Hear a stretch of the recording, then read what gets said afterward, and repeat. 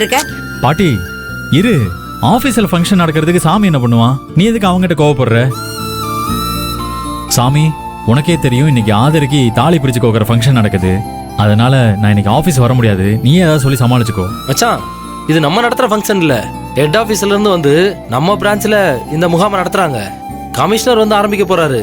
அவர் வரப்ப நீ இல்லைன்னா நல்லா இருக்காது. அதனால கண்டிப்பா நீ வந்தே ஆகணும்.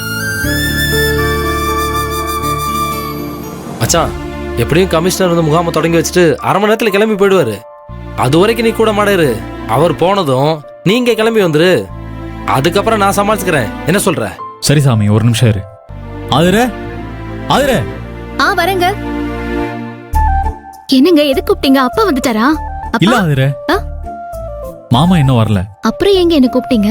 அது ஒண்ணு இல்ல ஆதிர, இன்னைக்கு ஆபீஸ்ல குறை தீர்க்கும் முகாம் நடக்குது. அதுக்கு நான் போய் ஆகணும். சாமி என்ன கூப்பிட்டு தான் வந்திருக்கான். என்னங்க இப்ப வந்து திடீர்னு இப்படி சொல்றீங்க? இல்ல ஆதிர, நம்ம ஃபங்க்ஷனை தான் நம்ம திடீர்னு ஏற்பாடு பண்ணிட்டோம். ஆனா ஆபீஸ்ல அது ஏற்கனவே பிளான் பண்ண ப்ரோக்ராம். சரி, அதுக்கு போகாம இருந்தலாம் தான் நான் பிளான் பண்ணியிருந்தேன். ஆனா ஃபங்க்ஷனுக்கு கமிஷனர் வரதுனால நான் இருந்தாகணும்னு சாமி சொல்றான். அதுவும் எனக்கு கரெக்டா தான் படுது.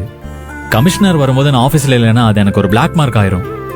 அதனால நான் போயிட்டு கமிஷனர் முகாமை ஸ்டார்ட் பண்ணிட்டு கிளம்பி போனதும் நான் இமீடியட்டா கிளம்பி வீட்டுக்கு வந்துடுறேன். இல்லங்க, அதெல்லாம் சரியா வராது. நீங்க இன்னைக்கு லீவ் போட்டுருங்க.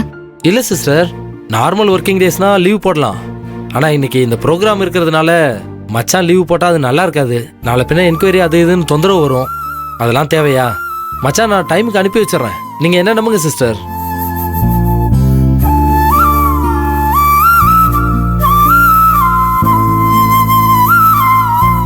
ஆதிர, யோசிக்காத.